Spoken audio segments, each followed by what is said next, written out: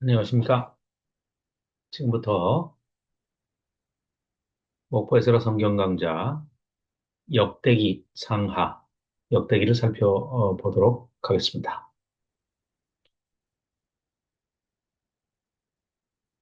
자, 먼저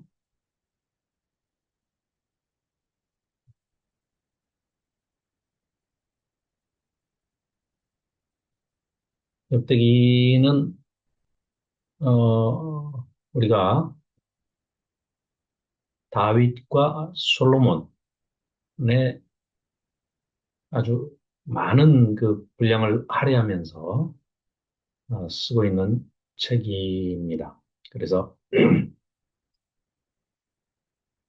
우리가 역대 상하서를 보기 전에 먼저 미리 그 유대인들 성경은 어떻게 이 구약을 정리하고 있는지, 순서, 배열, 편집이 어떻게 돼 있는지도 살펴볼 필요가 있습니다. 그 이유에 대해서는 또 말씀을 나중에 드리겠습니다.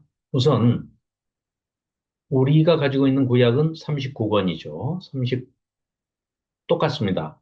그런데 똑같은 내용과 똑같은 분량을 권수만 24권으로 계수를 해요.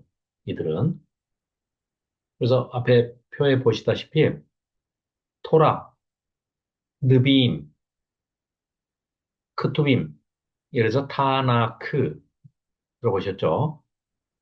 타나크라고 하는데 앞자, 자음들만 따가지고 타나크라고 하는데 이게 토라가 모세오경, 창출 내미신 이 5권을 토라라고 그러고요. 그 다음에 선지서, 느비임이라고 합니다. 이 선지서가 8권으로 되어 있습니다. 선지서를 8권으로 분류를 하는데 전기 선지서와 후기 선지서 이렇게 네 권으로 또 구분을 합니다. 그래서 전기 예언서, 전기 선지서는 여호수아 사사기, 사무엘 상하, 열왕기 상하 한 권의 책입니다. 사무엘 상하, 삼상하, 왕상하, 대상하 우리는 구분을 하지만 에스라 느헤미야 이렇게 구분을 해서 다 각기 책으로 그리고 12소 선지서를 각 권별로 구분을 하지만 이들은 한 권으로 봅니다. 그래서 12소선지서를 그냥 한 권의 책으로 선지서, 이렇게 그냥 12선지서, 소선지서로 구분을 해놨습니다. 호요람, 옵연미, 나합습, 학승말. 요 12권의 책이죠. 우리는 12권으로 분류를 해놨죠. 그래서 우리는 39권이 돼 있고, 똑같은 분량의 똑같은 내용이지만, 유대인들은 24권으로 돼 있죠. 그래서,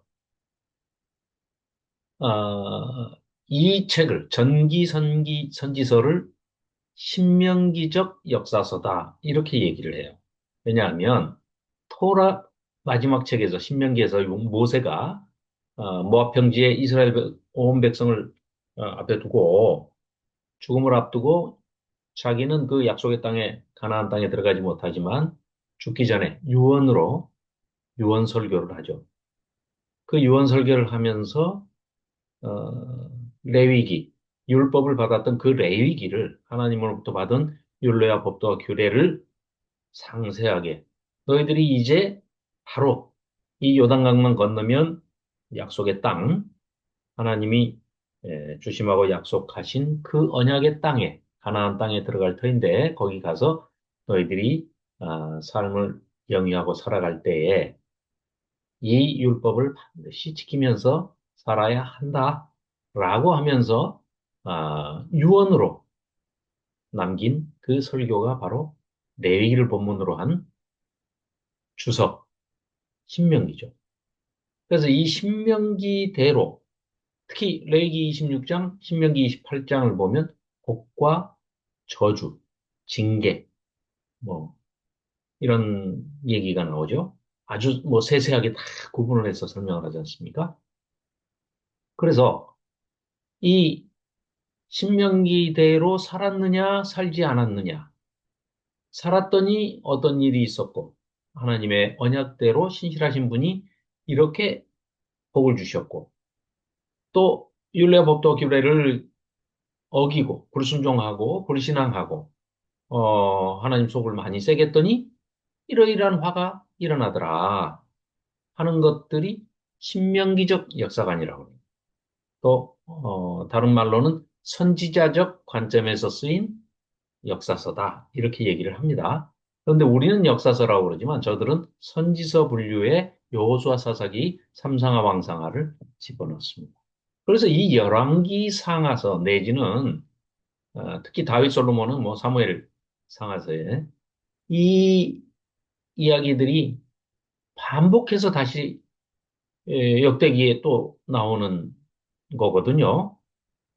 그러니까 시나리오는 대본은 똑같은데 만들어진 결과물, 영화로 얘기하면은 만들어진 영화는 전혀 다른 내용이에요. 그러니까 같은 내용, 다른 이야기, 같은 시나리오, 다른 영화 이렇게 된 겁니다. 그럼 거기에는 반드시 목적이 있겠죠. 그러니까 그 역사서를 볼 때 어떤 관점에서 봐야 되느냐 했을 때 여호수아 사사기, 삼상하, 왕상하 이 네 권의 책은 선지자적 관점에서 쓰여진 역사서다. 또는 신명기적 역사서다. 이렇게 얘기를 할 수 있습니다. 그리고 어, 이제 후기 선지서가 후기 예언서가 이사야, 예레미야, 에스겔 그리고 열두 선지서 이렇게 돼 있습니다. 또 역시 네 권의 책이죠. 이들로 하면. 그리고 이제 성문서, 케투빔, 크투빔 하는 거는 시로 돼 있는 시편, 욥기, 잠언 세 권이 있고요. 또 오축 다섯 개의 두루마리 문서라고 해가지고 룻기, 에스더, 전도서, 아가서 그리고 에레미야, 에가 이 다섯 권의 책을 오축이라고 합니다. 그리고 이제 이들이 성문서 안에 역사서로 구분을 해놓은 책이 다니엘, 에스라, 느헤미야는 한 권의 책입니다. 그래서 에스라, 느헤미야 그리고 역대기, 상하. 그러니까 이들의 배치로 보면 유대인들의 그 성경에는 구약의 맨 첫 번째 시작은 창세기. 우리랑 똑같아요. 그리고 우리가 가지고 있는 39권으로 편집되어 있는, 이 성경은 맨 마지막 책이 뭐죠? 말라기. 그렇죠? 그리고 신약으로 넘어가잖아요. 그래서 신약은 또 마태복음으로 시작해서 요한계시록으로 끝나잖아요. 이들은 달라요. 유대인들은 창세기로 시작을 하고 구약의 마지막은 역대기로 끝이 납니다. 거기에는 분명히 이유가 있죠. 그렇게 편집한 목적이 있을 겁니다. 자, 이 점을 알아두시고, 우리가 뭐 유대교를 믿는 사람들도 아니고 기독교인들인데, 뭐 유대교가 뭐 이렇게 구분한 걸 어떻게 우리가 뭐 굳이 알아야 되느냐? 네, 알아야 됩니다. 왜냐? 뭐 유대교를 칭송하려고 제가 이 소개를 드리는 게 아니고, 예수님 시대에 그 열두 사도나 사도 바울을 포함해서 모든 사람들이 그 당시에 살았던 사람들이 유대인들이 다 이렇게 배열되어 있는 이 성경을 가지고 성경 그러면 이게 전부입니다. 그들에게는 아직 신약은 안 써요. 예수님 오신 다음에 한참 후대에 쓰였기 때문에 에, 그들이 이 성경에 하면서 인용을 하는 게 전부 이 순서로 기록이 되어 있는 기록 목적에 맞는 인용을 했다는 거고 예수님조차도 오셔서 성경에 이르기를 이사야가 이르기를 하시면서 많은 부분에 있어서 어, 성경을 인용을 하죠. 구약 성경을 인용을 하죠. 인용을 하시기 때문에 우리는 이 내용을 알아야 합니다. 그래서 그 당시에 현존했던 성경이고 그 당시에 회당에 모여서 예수님 당시에 한 사람이 낭송 읽어주고 모든 독자들은 듣고 청취하고 교육받고 교육하고 인용하고 또 그걸 삶으로 실천해내고 이랬기 때문에 우리는 그 내용을 알아야 된다. 뭐 이렇게 말씀드리는 거죠. 자, 그러면 성경에서 역사서는 어떤 책이냐? 성경의 역사 책은 어, 모세오경의 연장선상에 있습니다. 그러니까 그렇게 읽어야 돼요. 그래서 신명기는 모세의 유언설교로 끝났죠. 역사서는 여호수아의 가나안 정복 이야기부터 이스라엘의 배교와 반역, 또 통일왕국의 쇠퇴와 멸망까지, 이제 분열왕국으로 가서 멸망하기까지, 또 바벨론 포로기를 끝내고 본토로 다시 귀환하기까지 이 약 1000년에 가까운 이 긴 역사의 기록이 역사서입니다. 그래서 역사서 그러면은 가나안 정복부터 여호수아죠. 귀환 시대까지 다시 돌아와서 에스라 느헤미야 역대기까지가 네, 역사서다. 이렇게 얘기를 할 수 있습니다. 그리고 아까 말씀드린 대로 역사서는 전기 역사 부분을 신명기적 역사서, 신명기적 역사서, 역대기적 역사서 이렇게 분류를 한다 그랬죠. 신명기적 역사서는 여호수아 사사기, 삼상하 왕상하. 그리고 역대기적 역사서는 역대상하서, 에스라 느헤미야, 에스더까지. 그래서 이걸 두 개를 대치해 보면 보응 사상이 아주 신명기적 사상이 탁 그 관점으로 유일신 사상으로 보는 게 여호수아 사사기 삼상하 왕상하다. 그러면 역대상하서 에스라 느헤미야 에스더 오늘 저와 함께 공부할 말라기까지 이 내용들은 포로 귀한 공동체의 회복과 재건에 초점을 맞추고 있다. 그러니까 달라요. 관점이 완전히 다릅니다. 그래서 어, 같은 역사, 다른 이야기다. 문학적 양식은 뭐 내러티브, 이야기체로, 이야기로 구성이 되어 있죠. 구약 성경에 뭐 40% 이상이 다 이야기로 되어 있죠. 그러니까 내러티브, 스토리텔링 한다고 그러죠. 이야기처럼 이렇게 이야기를 할 수가 있습니다. 자, 그래서 역사가의 이 기록하는 이 역사가의 관점에 따라서 저술 목적에 따라서 신학적인 목적이 다른 그런 이야기, 내러티브다. 이렇게 말씀드릴 수 있죠. 자, 그리고 그러면 어떻게 읽어야 우리가 바르게 읽을 수 있겠냐 했을 때 예, 역사적 사실성에 기초한 사건문으로 읽어야 된다. 역사서는 팩트를 있는 그대로 기록을 했어요. 거기에 대해서 너무 영적으로 막 뭔가 알레고리칼하게 막 이걸 해석을 하는 건 올바른 태도가 아닙니다. 일단은 그 역사의 주인 되시는 하나님께서 주관하시는 이 역사를 볼 때 모든 일에 막 하나님이 다 개입하셔가지고 직접적으로 이렇게 나서서 모든 사건에 다 하나님이 시시콜콜 다 인도하셨다. 뭐 그렇게 받아들이는 사람은 받아들일 수도 있겠죠. 그러나 이게 역사서는 이 신화가 아니에요. 그래서 너무 지나치게 영적인 의미를 막 해독하라고 여기저기에 막 알레고리컬하게 막 그걸 숨겨놓고 뭐 수수께끼 하듯이 이런 신비한 그런 책이 아닙니다. 그냥 역사서는 있는 그대로의 논픽션 사건문이에요. 그래서 어, 이건 좀 달라요. 교훈을 주기 위한 것도 있겠지만 너무 그쪽에 초점을 맞춰서 안 되고 설교도 서신서도 아닙니다. 이건 설교문도 아닙니다. 모든 본문을 또 자신에게 다 직접적으로 적용하기 위해서 무리하게 영적으로 해석하는 것은 성경의 남용이고 오용이라고 할 수 있겠죠. 자, 해석의 관점이 있다 할지라도 역사서는 기본적으로 사실성에 입각해서 사건문으로 읽어라. 그리고 역사적으로 일어났던 사건들을 말하고 있지만은 그 이야기를 통해서 드러나는 분은 하나님이시다. 하나님의 자기 계시. 신학적으로는 그렇게 얘기를 하죠. 역사의 주인 되시는 하나님께서 네, 하나님 중심적인 책이니까 하나님 중심으로 이 책을 읽는 게 좋겠다. 신명기적 역사서는 아까도 말씀드렸지만 정기 예언서에 속하는 그런 책들은 신명기 신학에 맞추어서 읽어야 되겠죠. 그리고 어, 역대기적 역사서는 회복의 관점에서 읽어라.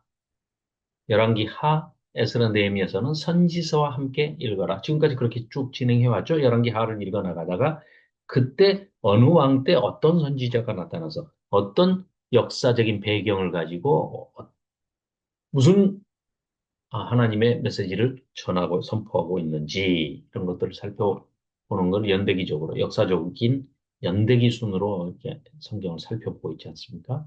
네. 그래서 사건 중심으로 역사서 스토리로 또 텔링을 해보는 것도 굉장히 중요합니다.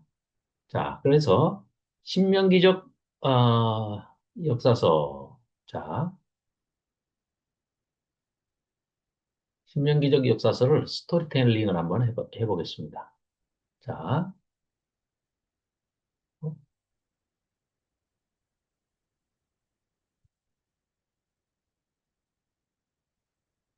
네.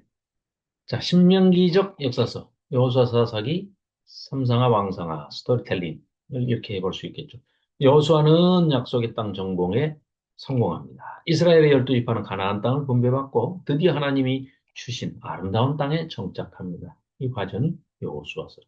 그러나 약속의 땅에 정착하자마자 그들은 곧 하나님을 버리고 배교하고 우상 숭배에 빠집니다. 가나안 그 땅의 원주민들이 우상 숭배에 빠져 있었는데 이들이 들어가서 그들을 하나님 말씀대로 몰아내거나 관계를 단절하거나 해렘을 하라고 그래요. 그러지를 못하고 섞여서 그냥 하나님보다 더 너그러워가지고 그들과 사랑에 빠지면서 아주 동화되고 네, 동거하고 동화되고 완전히 그러나 어, 하나님의 입장에서는 완전히 혼잡해져 버린 거죠. 구별되어야 할 자기 백성들이 오히려 남을 구별시키는 게 아니고 함께 섞여서 혼잡하게 돼버린 거죠. 자, 그 결과 이스라엘은 배교와 폭력과 살인과 음란의 천국으로 전락하고 타락하고 맙니다. 이 과정이 종교 암흑기를 그리고 있는 사사기가 되겠죠. 이스라엘은 자신들을 위해서 전쟁에 나가 싸워줄 인간 왕을 다른 나라처럼 왕을 내놓으쇼 하고 하나님이 왕이신 신정국가에서 인간 왕이 통치하는 왕정 국가를 달라고 요구를 합니다. 사무엘은 사울과 다윗에게 기름을 부어서 하나님의 명을 받아 이스라엘의 두 왕을 세웁니다. 이스라엘은 드디어 왕정 국가가 됩니다. 하나님은 다윗에게 영원한 왕조를 약속하십니다. 다윗 언약, 아주 유명하죠. 아브라함 언약, 모세 언약, 다윗 언약. 이 3대 언약이라고 그러죠. 네. 자, 그러나 왕국의 전성기는 오래가지 못하고 막을 내립니다. 솔로몬의 배교로 이스라엘은 남왕국과 북왕국으로 분열되고 이후 두 왕국은 모두 우상숭배의 늪에 빠져 멸망을 자초합니다. 하나님이 선지자들을 보내 계속 경고하셨으나 배교와 방해의 길에서 돌이키지 못하다가 두 왕국 모두 끝내 비참한 최후를 맞죠. 결국은 성전과 왕궁은 불타고 약속의 땅은 초토화되고 왕과 백성은 쇠사슬에 의해서 묶여서 유배지로 바벨론으로 끌려갑니다. 여기까지가 열왕기 상하죠. 자, 이게 신명기적 역사서를 아, 스토리텔링으로 이야기하듯이 뭐 몇 문장으로 구성을 해본 거고요. 네. 또 역대기적 역사서, 즉 역대상하, 에스라, 느헤미야, 에스더 이 네 권의 책을 이제 스토리텔링을 해보면 바사왕 고레스의 칙령과 함께 70년 심판의 때가 끝나고 이스라엘은 본토로 귀환해서 성전을 재건합니다. 귀환한 지 20년 만에 성전이 완공됐으나 더 이상 이전의 영광을 회복할 수는 없었습니다. 다윗 왕조는 역사 속으로 사라졌고 그들은 여전히 페르시아의 속국민으로 살아야 했습니다. 흔들리고 있는 귀한 공동체에게 새로운 정체성을 확립해주기 위해서 역대기는 열왕기의 역사를 다른 관점으로 다시 씁니다. 이때 본토로 귀환하지 않고 페르시아에 남아있던 유대의 공동체 안에 절체절명의 위기가 발생하죠. 그래서 하나님은 유대인의 씨를 말리려는 그 무서운 음모로부터 그들을 극적으로 전화위복으로 구원하시죠. 이 얘기가 에스더 이야기 아닙니까?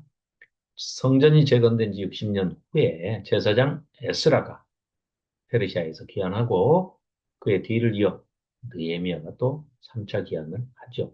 그래서 구약 역사의 끝에서 이 두 개혁가는 예루살렘에서 성행하고 있던 이방 여인들과의 그 자폰을 그 풍속을 끊어내고 율법과 성전을 중심으로 하나님 백성의 회복 운동을 일으키죠. 이른바 종교 개혁을 하는 거죠. 자, 역대 상하서 참된 성전과 예배의 중요성을 강조하는 책이다. 역대기는 다윗 왕조와 솔로몬 성전 이야기를 중심으로 강조하는데 분량이 어, 남북 왕이 40명 정도 되지만 이 두 사람 다윗과 솔로몬의 할애된 분량이 나머지 전부 37명의 왕보다 더 많습니다.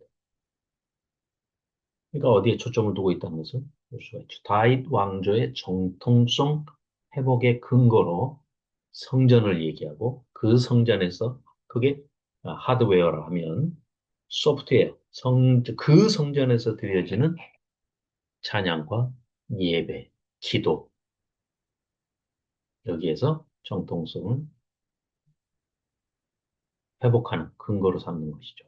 심각한 정체성의 혼돈을 겪고 있는 그 귀한 백성들의 마음을 일으키고 다잡아서 그들을 회복의 소망으로 끌어올리기 위해서 이 책이 기록이 되었다. 이렇게 보실 수 있겠습니다. 자, 이 기록 목적은 뭐 진행하면서 또 반복될 테니까 다시 설명을 드리겠습니다. 그리고 역대기 상황과 이 언약 공동체가 가지고 있는 질문, 이 8가지가 있는데 이 내용도 읽으면서 살펴볼 수 있겠습니다. 자, 지금부터 역대기를 살펴보겠습니다. 왜 똑같은 왕정시대 역사를 반복해서 읽어야 하나요? 역대기가 사무엘서와 열왕기와 같은 역사인 것은 맞습니다. 그러나 다른 이야기입니다. 그럼 무엇이 다르고 어떻게 다른 걸까요? 우선 먼저 독자층과 기록 목적이 다르다고 할 수 있습니다. 열왕기에서 1차 독자는 포로기 백성이라면은 역대기에서의 독자는 이 포로지에서 돌아온 귀한 백성이죠. 그러니까 완전히 다른 거예요. 그러니까 포로 잡혀가기 전과 후의 상황이기 때문에 야단을 치는 것은 경고를 주고 너희들 이러면 잡혀간다. 포로 잡혀간다. 나라 망한다. 성전이 없어진다. 아무리 선지자들이 와서 외쳐도 콧방귀도 안 켰죠. 듣지를 않았잖아요. 많은 선지자들이 고난을 받고 심지어는 뭐 선지자들이 오면은 안 듣는 정도가 아니라 때려 죽여버리죠. 뭐. 마음에 안 든다고. 대표적인 죽임당한 분이 예수님 아닙니까? 그렇죠? 그래서 대상이 이 역대기는 1차 독자가 이제 그 고난의 시기, 포로 기간을 겪고 난 다음에 돌아온 사람들이에요. 그래서 이 기유한 백성들 상대로 심판의 시간은 끝나고 회복의 시간이 이제 시작이 된 거죠. 그들에게. 그래서 그들은 우리는 도대체 왜 멸망했는가? 하나님 백성이라면서요. 우리는 선택받은 백성이라면서요. 그런데 왜 우리가 어?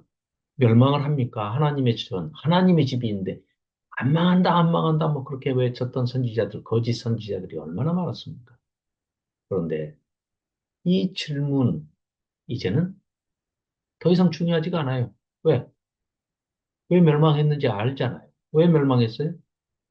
신명기적 역사관에 비춰보니까 뭐예요? 한마디로 하나님 말씀을 어겼기 때문에, 대적했기 때문에 하나님이 주신 너희들 이렇게 살아라. 약속 땅에 들어가서 이렇게 살아라. 라고 했는데 율례와 법도와 규례를 다 어기고 지키지 않았어요. 심지어는 나중에 하나님을 등 돌리고 배교하고 패역해져서 배역을 넘어 패역해져 가지고 어 결국은 멸망한 겁니다. 그래서 그 질문은 이미 11개에서 다 했던 얘기고 답까지 이제 다 들었어요. 그래서 역대기의 독자는 우리는 무엇인가, 누구인가? 라고 묻고 있습니다. 그들은 폭풍 희망을 품고 예루살렘에 돌아와서 성전을 재건했습니다. 그러나 이전의 영광은 역사 속으로 사라졌고 그들은 여전히 페르시아의 변방에 속한 초라한 속국민의 신분으로 막막한 생기와 싸우면서 힘들게 살아야 했습니다. 그들은 혼돈 가운데서 흔들리면서 이렇게 묻고 있습니다. 하나님 도대체 우리는 누굽니까? 우리가 하나님 백성 맞습니까? 아니, 하나님께서 다윗에게 해주셨던 다윗 왕조는 영원할 것이다라고 하셨는데, 아니, 다윗 왕조가 다 끊어지고, 이제, 어? 왕국은 멸망하고, 왕도 없어요. 다윗 언약은 아직까지 유효하고 살아있는 거 맞습니까? 이런 질문을 갖지요. 그래서 다윗 왕조가 사라진 지금 이 초라한 성전 하나 다시 우리가 재건했다 그래가지고 이것도 솔로몬 성전의 그 영광에 피할 수가 없는 이 초라한 성전 지어놓고 우리에게 무슨 미래가 있고 희망이 있는 거 맞습니까?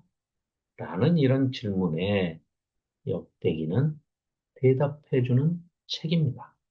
그래서 심각한 정체성의 혼돈을 겪고 있는 이 이스라엘 백성들의 마음을 일으켜서 귀한 자들의 마음을 일으켜서 그들을 회복의 소망으로 끌어올리는 것이 역대기를 기록한 목적이라고 할 수 있습니다. 그래서 당연히 역사를 평가하고 해석하는 역사가의 관점이 다를 수밖에 없는 것입니다. 그러니까 이를테면 같은 역사를 두고 재해석하는 것이죠. 어떤 관점, 한마디로 얘기하면 회복의 관점이죠. 그렇죠? 그러니 당연히 역사를 평가하고 이, 다르죠. 그 관점이 다르다는 거예요. 그렇죠? 해석하는 그 역사가의 관점, 재해석, 관점이 다르다. 자, 그래서 역대기는 성경에서 가장 방대한 기간의 역사를 다루는데 족보가 시작이 되죠. 족보로 시작을 해요. 1장부터 9장까지 족보가 소개가 되는데 아브라함이 아니라 아담에서부터 언제까지? 고레스 칙령이 발효되는 주전 538년까지의 가장 방대한 역사를 다루고 있습니다. 자, 역대기 저자가 누구인지는 분명하지 않습니다. 흔히 역대기 마지막 구절하고 에스라서의 첫 구절이 고레스 칙령으로 똑같아요. 그래서 이게 연결이 되고 있기 때문에 에스라가 저자일 거다. 뭐 이렇게 추정을 하지만 쉽게 단정할 수 없습니다. 역대기에 거기에 대한 얘기는 이따 시간이 나오면 말씀을 드리고 우선 넘어가겠습니다. 역대기의 히브리어 제목은 그날들의 사건들이란 뜻의 디브레이 하야밈입니다. 영어 성경은 거룩한 역사의 연대기다라는 뜻을 담아서 Chronicles라고 합니다. 반면에 70인역이 있죠. 히브리어를 헬라어로 번역해 놓은 이 70인역은 그러니까 빠뜨린 것들을 기록한 책이다 라는 뜻에서 파랄레이 포메논 헬라어로 이렇게 부르는데요. 이건 아주 잘못 생각합니다. 역대기가 그렇게 단순히 열왕기서에서 빠진 것들을 채워 넣기 위해서 아 이거 빠졌네 하고 빈 칸을 채우는 여백을 채워주는 그런 정도의 책이 아닙니다. 신학적으로는 역사서 중에서요, 가장 역사가의 신학적 관점이 두드러지게 나타나는 그런 책이라고 할 수 있습니다. 역대기 역사가는 저자는 시종일관 특별한 영감으로 역사를 평가하고 해석하면서 그 역사의 새로운 의미를 부여하고 있습니다. 주석이라고 봐요. 그런 점에서 역대기는 열왕기의 주석 또는 성경에서 가장 영적인 책 중에 하나로 평가되기도 하고 역대기의 저자는 최초의 구약 신학자다 이렇게 불리기도 합니다. 자, 역대기를 흘러가는 가장 주도적인 주제는 아까도 말씀드렸지만 성전과 성전 예배입니다. 역대기는 다윗 왕조의 정통성을 잇는 회복의 근거를 성전과 성전 예배에서 찾고 있다고 말씀드렸죠. 성전 주제는 역대기 전체를 구성하는 얼개 구조와 같습니다. 그래서 전체 구조는 성전 주제로 시작해서 성전 주제로 끝난다 해도 과언이 아닙니다. 자, 역대기의 도입부, 역대 상 1장부터 9장까지는 성전 재건하러 올라가는 귀환자들의 명단이 소개가 되고요.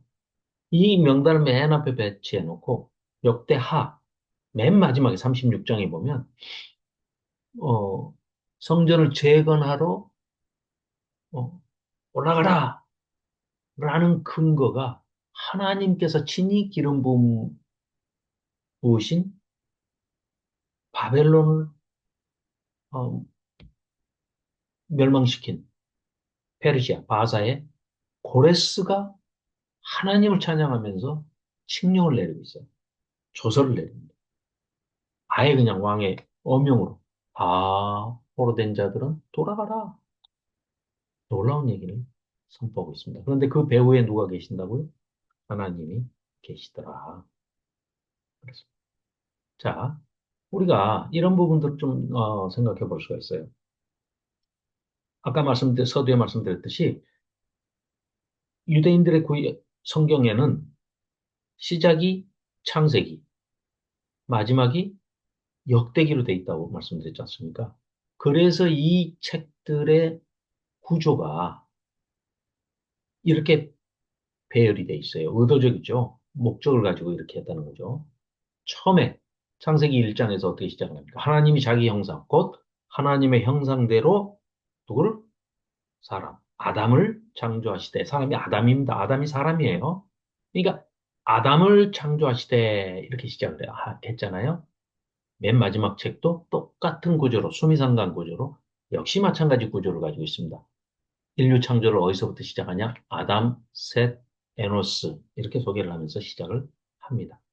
그리고 맨 마지막 창세기 50장의 맨 마지막 요셉의 유언이 나오죠.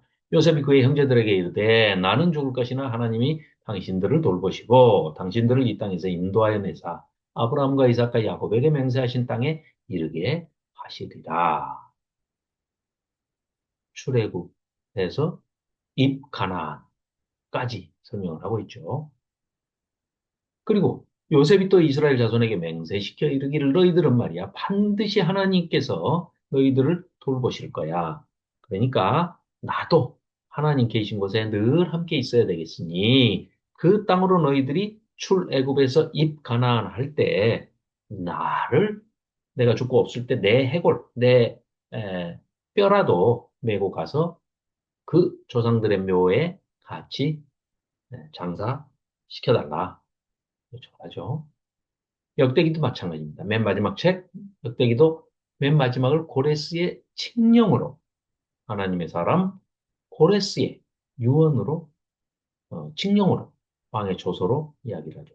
바사왕 고레스가 이같이 말하노니 하늘의 신 여호와께서 세상 만국을 내게 주셨고 나에게 명령하여 유다 예루살렘의 성전을 건축하라 하셨나니 너희 중에 그의 백성된 자는 다 올라갈지어다 너희 하나님 여호와께서 함께 하시기를 원하노라 하였더라. 이게 역대하 맨 마지막 36장의 고레스 칙령이죠. 자, 그렇다면 그 구약의 마지막 책인 역대기와 바로 그 다음에 이제 신약이 나오잖아요. 우리는 말락이고 그 다음에 마태복음이 이렇게 돼 있는데 그 시작과 끝이 또 구약과 신약도 역시 마찬가지의 구조를 가지고 수미상관으로 또 같은 그런 구조를 그대로 이어받아서 연결을 브릿지 가교 역할을 하고 있는 것이죠. 자, 족보로 시작합니다. 똑같이 역대기나 마태복음이 그리고 결론 마지막에 바사왕 고레스가 하고 칙령이 쭉 고레스 칙령이 나오죠. 마태복음의 맨 끝에 어떻게 나옵니까? 예수께서 나와서 예수님이 지상명령, 지상 대명령을 내리시고 승천하시잖아요. 예수께서 나와 말씀하여 이르시되 하늘과 땅의 모든 권세를 내게 주셨으니 그러므로 너희는 가서 모든 민족을 제자로 삼아 아버지와 아들과 성령의 이름으로 세례를 베풀고 내가 너희에게 분부한 모든 것을 가르쳐 지키게 하라. 볼지어다 내가 세상 끝날까지 너희와 항상 함께 있으리라 하시니라. 하고 마태복음이 같은 구조로 돼 있어요. 뭐만 달라요? 역대기에서는 고레스 칙령이 뭘 얘기합니까? 성전 건축자가 되라. 성전을 건축하는 하드웨어뿐만 아니라 소프트웨어도 포함되어 있죠. 그 스펙트럼을 좀 넓게 가지면 예수님이 하시는 말씀과도 연결이 되는 그 가교 역할을 한다는 것이죠. 자, 처음에는 모세에게는 성전, 물리적인 성전, 그냥 건물 성전을 지어라 하고 성막을 짓는, 성전을 짓는, 또 다윗이 이어서 성전을 짓는 설계도를 받죠. 그리고 아들에게 성전 건축자로서의 삶을, 그 사명을 이양하죠. 성전 건축자로 살기를 원하는데 예수님께서는 뭐예요? 구체적으로 그 성전이 뭐냐면 바로 너희가 성전이야. 그러니까 모든 민족을 이방인들까지도 예루살렘만이 아니고 유대인만이 아니고 이스라엘만이 아니고 열두 지파만이 아니고 모든 민족을 제자로 삼아 세례를 베풀고 가르쳐 지키게 해서 임마누엘 하신 항상 함께 하시는 성령 하나님이 모시는 그게 거하는 곳이 바로 성전이다. 그러니까 네가 성전이야. 교회가 성전이다라는 말씀을 지상명령으로 주시죠. 자, 역대기는 분열왕국 전체보다 더 많은 엄청난 분량을 성전 건축과 관련된 두 왕, 다윗과 솔로몬에게 집중적으로 할애합니다. 역대기에서 다윗은 성전 예배와 예배 음악을 구성한 창시자로 소개가 됩니다. 솔로몬은 성전 건축자로 소개하게 되죠.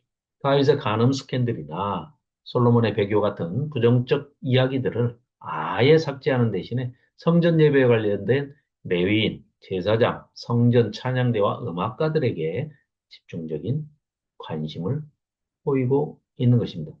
역대기에는 그래서 다른 책에 없는 그런 기록들이 많이 소개가 되고 있죠. 독보적인 그런 기록들이 이런 내용들이죠. 다윗 왕조, 성전 예배를 중심에 놓고 자료를 더하거나 빼거나 해서 회복의 관점에서 역사를 재해석하고 있는 것입니다. 그 외에도 역대기는 하나님을 찾는 삶의 방식을 특별히 강조합니다.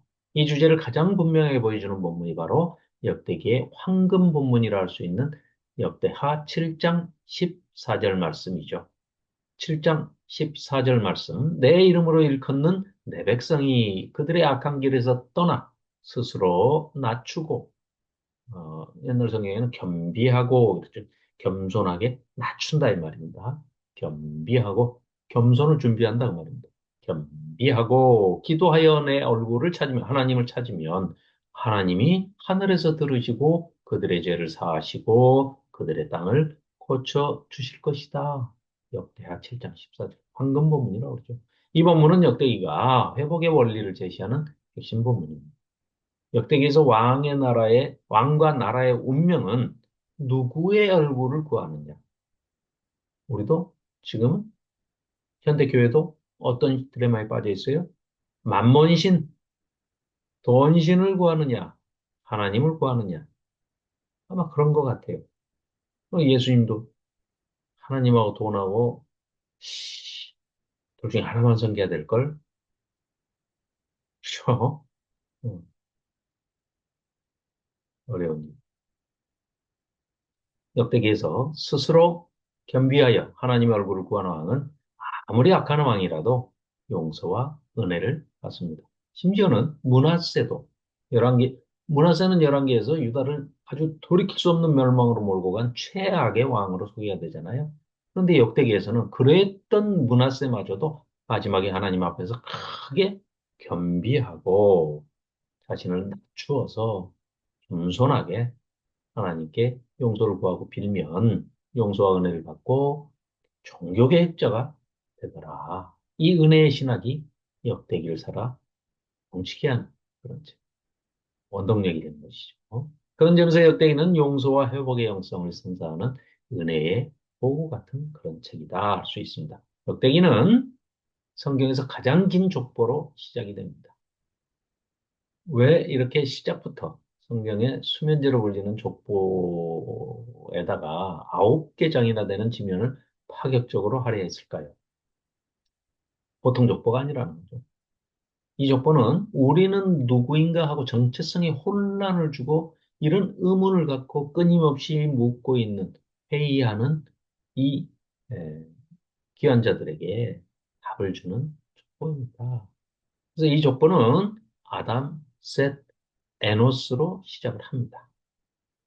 그래서 그들의 정체성의 뿌리를 아브라함이 아니라 아담에서 찾고 있습니다. 왜 그럴까요?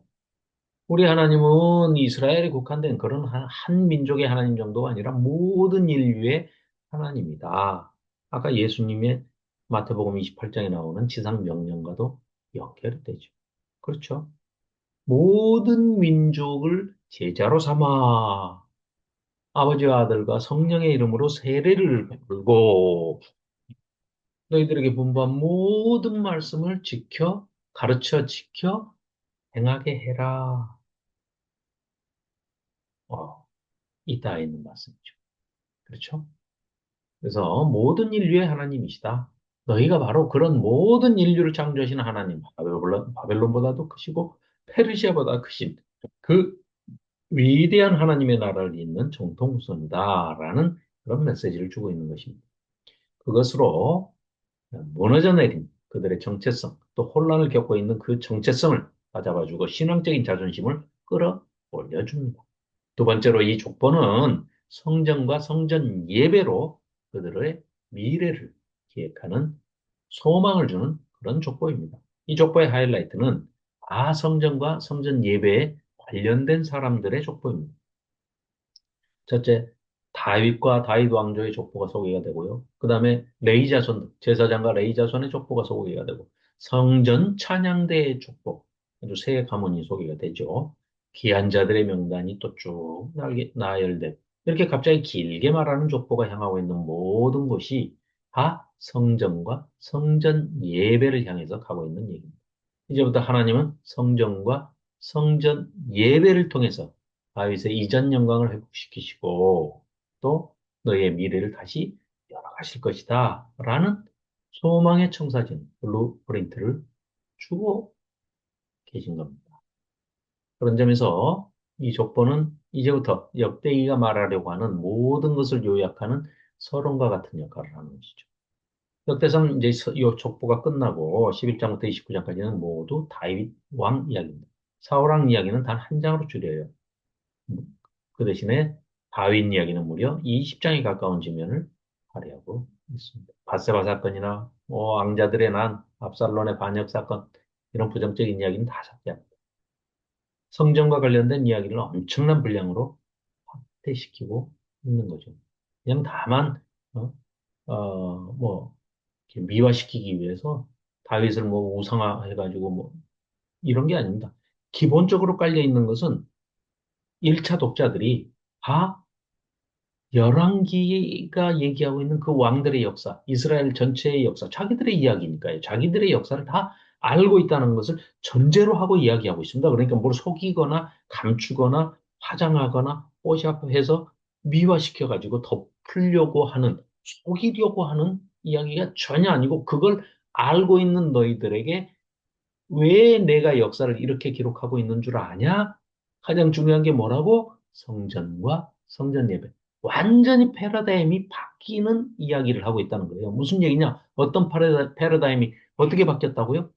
동물을 잡아서 제사를 드려서 욤키푸르라고 하는 대속죄일, 그들의 달력으로 7월 10일에 전 민족적으로 전 국민적인 죄 사함을 받아서 1년 집행유예 그런 하나님으로부터의 죄사함을 받는 구원 사건이 아니고 이제는 패러다임이 뭐예요? 그 성전에서 성전의 크기가 어떠하든 바치는 재물의 양이 많든 적든 거기에 포인트가 있는 게 아니고 그게 중요한 게 아니고 동물 제사에 에, 키포인트가 있는 게 아니고 하나님의 말씀을 듣고 우리는 신앙 고백을 하고 시편으로 하나님을 찬송하고 찬양하고 찬미하고 말씀대로 말씀을 바르게 교육받고 바르게 깨달아서 바르게 살아가는 것. 이것이 제사다. 라는 그 중간 역할. 이 다음에 예수님이 오셔서 완전히 그것을 다 정리해서 깨우쳐 주시는 그런 과도기라고 할 수 있죠. 굉장히 중요한 패러다임의 변화 사건이라고 할 수 있어요. 자, 그래서 역대기가 유일하게 기록하는 다윗의 부정적인 이야기는 인구조사입니다. 이 인구조사 얘기는 왜 또 삭제하지 않고 그럼 그대로 놔뒀을까요?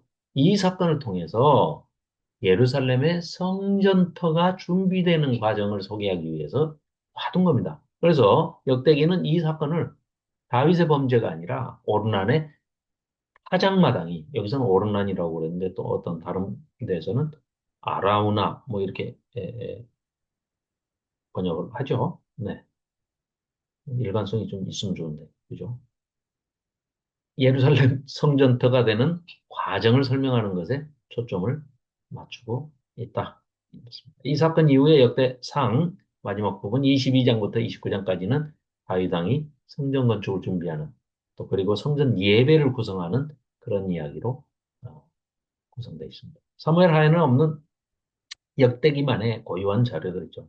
이 장들에서 다윗의 마지막 통치기는 화려한 절정에 도달합니다. 역대기에서 다윗은 찬양대와 예배 음악을 구성한 음악가입니다. 또 그 찬양대 하면 아삽과 헤만, 여두둔 이 세 가문, 아삽, 헤만, 여두둔의 후손들이 연주했던 수많은 종류의 악기들이 있는데 이걸 총칭해서 통칭해서 이때부터 다윗의 악기다 이렇게 부르고 있는 거죠. 또 다윗의 성전 헌물 봉헌 기도는 29장에 소개되고 있는데 자신의 전 인생을 하나님의 절대 주권 속에서 해석할 수 있는 사람만이 들을 수 있는 정말 가장 아름답고 감동적인 다윗의 기도가 소개되고 있습니다. 위대하심과 권능과 영광과 승리와 위엄이 다 주께 속하여 싸우니 라는 이 다윗의 고백은 훗날 주의 나라와 권세와 영광이 아버지께 영원히 싸움나이다 라는 주기도문의 송영이 되죠. Our Father in heaven, may your name be honored. May your kingdom come soon. May your will be done here on earth, just as it is in heaven. Give us our food for today, and forgive us our sins, just as we have forgiven those who have sinned against us. Don't let us yield to temptation, but deliver us from the evil one. For yours is the kingdom, and the power, and the glory, forever. Amen. 이 마지막 부분이죠. For yours is the kingdom and the power and the glory forever. Amen. 아버지께 주의 나라와 권세와 영광이 아버지께 영원히 싸움나이다. 아멘. 하고 끝에는 우리의 그 주기도문에 송영이 되죠. 다윗의 신, 기도. 모든 것이 주께로부터 왔사오니 라는 이 신앙 고백은 이후에 기독교의 봉헌 기도 중에 또 하나가 되지요. 역대하입니다. 역대하는 1장부터 9장까지가 솔로몬의 이야기입니다. 역대기에서 솔로몬은 하나님이 다윗에게 주신 약속대로 성전 건축의 소명을 다하는 다윗의 아들, 다윗의 아들, 아들 벤 하면 아들인데 후손, 손자도 다 해당이 돼요. 좀 폭이 넓어요. 이들의 개념은. 그러니까 그러다 보면 다윗의 아들, 다윗의 후손, 우리는 예수님. 더 넘어가서 나. 다윗하고 관계없어요? 자, 역대기는 성전 주제와 관계없는 솔로몬의 부정적인 이야기를 일체 언급하지 않습니다. 역대기에서 솔로몬 이야기는 성전 건축 이야기가 거의 전부입니다.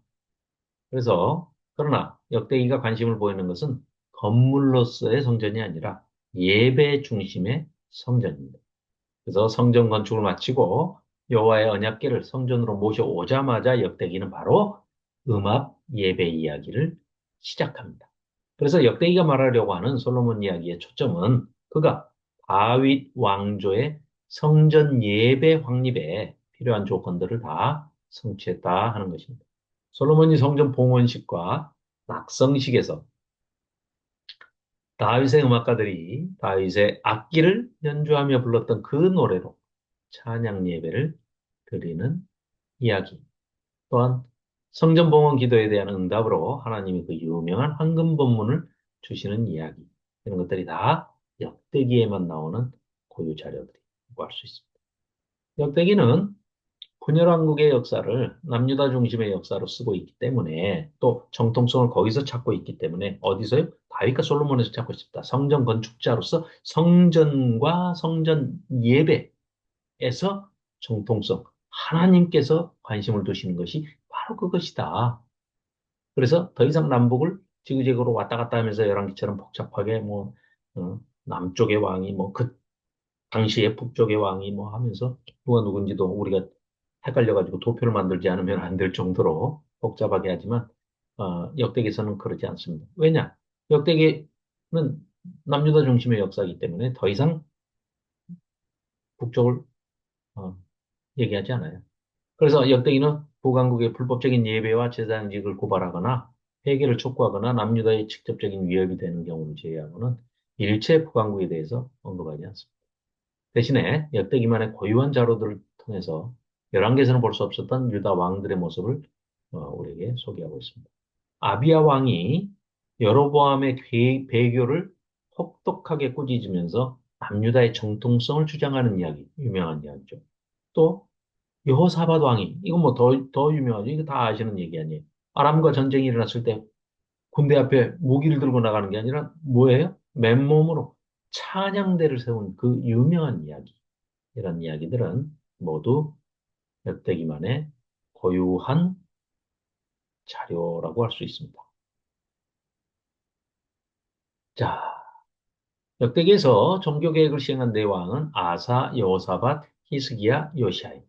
그러나 아사와 여호사밧은 철저한 종교개혁을 했음에도 불구하고 누구의 얼굴을 구하는가라는 시험대에서 미끄러진 안타까운 왕들이죠. 그리고 또 아사는 북왕국과의 전쟁에서 여호와의 얼굴을 구하는 대신에 아람 왕과의 동맹을 의지했습니다. 여호사밧은 자기 아버지 아사의 유행을 따라서 또 여호와의 얼굴을 구하는 대신에 아합 가문과의 결혼 동맹을 의지합니다. 결국 패망의 길로 막 달려가죠. 히스기야 왕 이야기는 대부분 열왕기에는 없는 역대기의 고유한 자료들입니다. 역대기가 가장 주목하는 종교개혁가는 요시아가 아니라 놀랍게도 역대기에서는 히스기야에 주목을 합니다. 그래서 역대기는 열왕기에서 단 한 절에 불과했던 그 히스기야의 종교개혁 이야기를 무려 84절로 확대시킵니다. 그래서 유다 역사의 절정을 요시야 시대가 아니라 이 히스기야 시대로 보는 것입니다. 열왕기에서 요시야의 종교개혁은 율법책을 발견한 후에 시작이 되지만 역대기에서 율법책은 요시야의 종교개혁 때문에 발견된다. 보상으로 얘기를 하는 거예요. 율법책의 발견은 종교개혁의 동력이 아니라 요시야의 그 신실함에 대해서 하나님께서 주시는 보상으로 성경을, 율법책을 발견하게 된 것이다. 그래서 전 국민적으로 율법에 관심을 갖게 하고 말씀에 에, 집중하게 하는 것이죠. 유다의 멸망과 포로기를 바라보는 방식도 열왕기와는 다르죠. 역대기는 유다 멸망의 원인을 왕이 예레미야가 전한 여호와의 말씀 앞에서 겸비하지 않은 것에서 찾고 있습니다. 그러니까 멸망의 원인이 달라요. 열왕기의 끝은 또 회복의 소망을 희미하게 여호야긴이 사면 복권됐더라, 왕과 식탁을 같이 했더라라고 희미하게 남겨놓지만 역대기의 끝은 확실하게 적극적으로 미래의 희망을 제시합니다. 어떻게 해요? 고레스 칙령으로 왕의 조서로 그냥 발표를 합니다. 역대기의 마지막 이야기는 멸망이 아니라 회복의 희망찬 빵빠레로 울려 퍼지는 거죠. 너희 중에 그의 백성된 자는 다 예루살렘으로 하나님의 집이 있는, 하나님의 성전이 있는 곳으로 그 시온 산성에 올라가서 예루살렘의 성전을 건축하라. 고레스 칙령은 바사왕 고레스의 마음을 감동시키신 하나님께서 적극적으로 회복의 소망을 선포하시는 은혜의 빵빠레입니다. 정치적인 다윗 왕국은 역사 속으로 사라졌지만 하나님의 영원한 소금 언약은 아직도 살아 있습니다. 그 언약과 함께 다시 성전 예배가 시작이 되고 영원히 끝나지 않는 하나님 백성의 이야기가 다시 시작이 되는 겁니다. 다윗 왕조가 영원하다 하는 그 이야기의 뜻을 하나님의 말씀의 언약의 뜻을 잘 제대로 이해하지 못했다고 봐야죠. 백성이 아무리 실패해도 하나님은 실패하지 않으시는 분입니다. 하나님이 자기 백성을 바라보시는 방식은 항상 멸망이 아니라 소망과 회복입니다. 겸비함으로 하나님의 얼굴을 구하는 자에게 베푸시는 하나님의 은혜 안에서 추락의 길을 비상하는 길로 끌어올리시는 회복의 역사가 우리 모두에게 임하시기를 주님의 이름으로 축복하며 소망합니다.